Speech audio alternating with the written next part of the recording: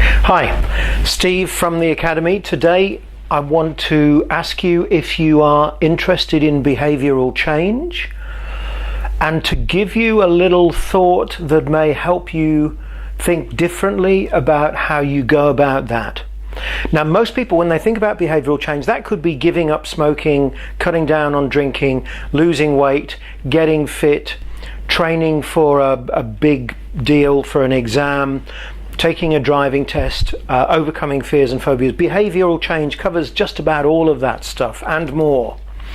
Now, most people are aware that there's two parts to this. One of them is motivation, okay?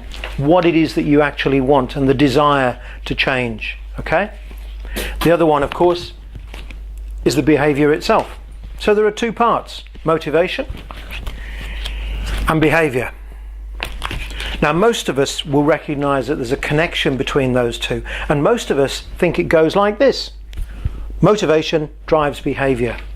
In other words, if you're not getting the behavioural change that you're after, how can we go about increasing that motivation? How can I feel more motivated? How can I feel less lazy? How can I get the desire to act and take that change that will get me that change in behaviour that I'm after?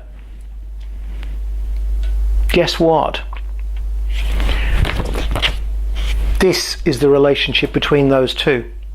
This is the relationship between behaviour and motivation.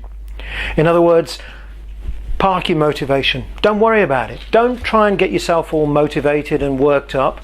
Instead, focus on the behaviour. Identify one piece of behaviour that will get you towards what it is that you are trying to do. Focus on doing that. So, for example, if you wanted to get fit, you could lie in bed all morning focusing on your motivation, trying to work out how to get to be less lazy and more motivated. Alternatively, you could book yourself a personal trainer, and she's going to be there at 6:30 whether you are or not, and you're going to pay for that session whether you're there or not. Guess what? You will be there. Your motivation hasn't changed.